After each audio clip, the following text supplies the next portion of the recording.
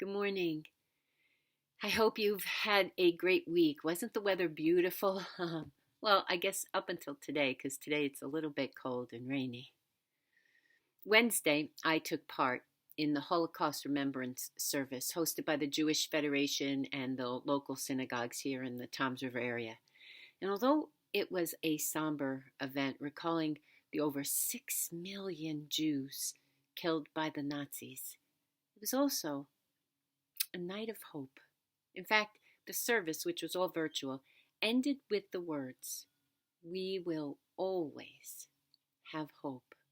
And survivors, their children, grandchildren, and great-grandchildren, about 600 combined, gathered together and sang a song of life and hope.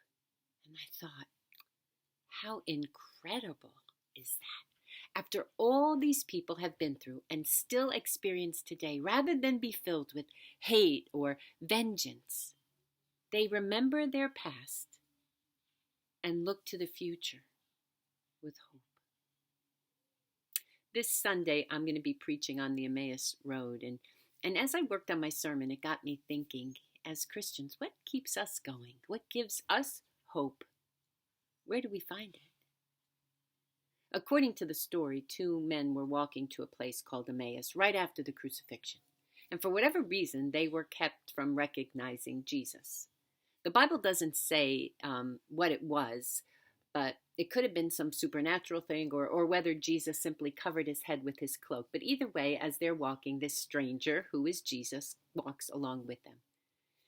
And they certainly wouldn't have been expecting him to show up and walk with them. And I always find that part fascinating. Here is Jesus right there next to them, and they don't see him. But you know, the truth is, sometimes we don't either. But here's the thing. When the blind were made to see, Jesus was there. When the broken were made whole, Jesus was there. When the lame and crippled stood and walked, Jesus was there. When the wandering found a path to follow, when the apostles gathered in the room afraid and feeling lost, when Thomas doubted, all those times Jesus was there. And when the disciples walked along the Emmaus Road, sad and dejected, feeling like all hope was gone, Jesus was there, right there. Do you get it? Jesus was there, always there. Because when he said, "I'm with you always," he meant it. And you know what that means? It means he's with us too. He's there alongside us when we face the doctor or the dentist, when we are apprehensive about tests we have to take, when we have fears for our society, when we lose our temper or lose our partner, when we're cut up by regrets, when we are tactless and say the wrong thing, when our pet dies, when we feel other people look past us and don't even see us, when someone we love snaps at us, when we snap at others. You name it. The list can go on and on. Jesus is there in all of it.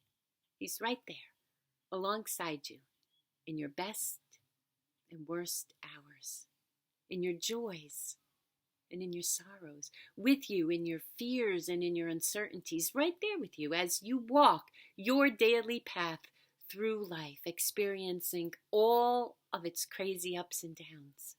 Now, I know that's easier said than done, especially as you go through your stuff. Believe me, I know.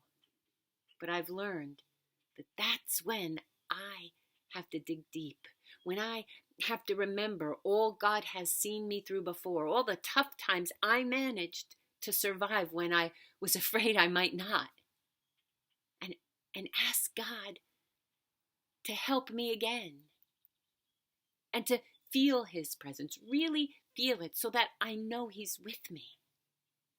And the great thing is, he's faithful. See, when I do that, he comes through. Always. See, the thing is, my situation might not improve, but my attitude will. because I know I'm not alone. And that keeps me going. You see, the good news is that after Jesus' resurrection, before his ascension, he met with his disciples one last time, and he promised that he was going to be with them always. And because of that, we are promised the same thing.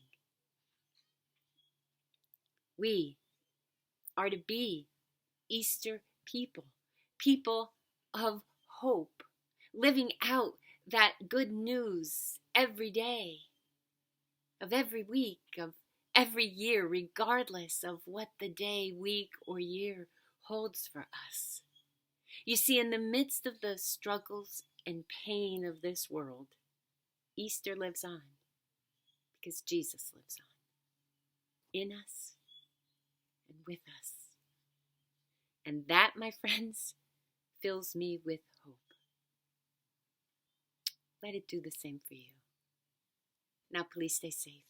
Keep wearing your mask, washing your hands, and get vaccinated. It's safe and effective. And right now, as this new variant has us seeing cases rise again, we need to protect ourselves and others.